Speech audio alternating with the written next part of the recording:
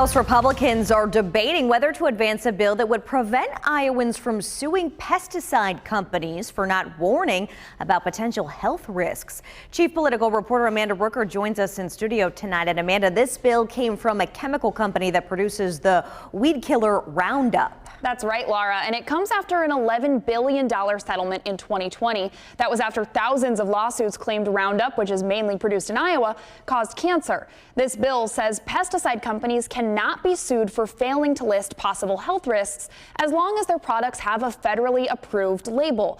Republican House Speaker Pat Grassley says the House hasn't decided whether they'll take up this bill, but he says he thinks it could be necessary to keep producing Roundup in Iowa. We want to make sure that we can continue to produce it, not only just here in Iowa, but most of North America's product comes from that facility here in Iowa.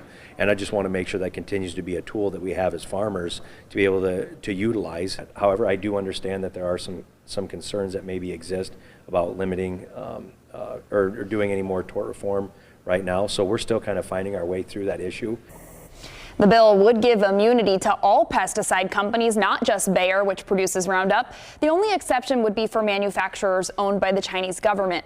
Democrats say Iowa was recently found to have the fastest growing rate of cancer in the country, and they say the bill would prevent Iowans with cancer from seeking justice. We have the second highest cancer rate in the country and the fastest rising cancer rate in the entire nation.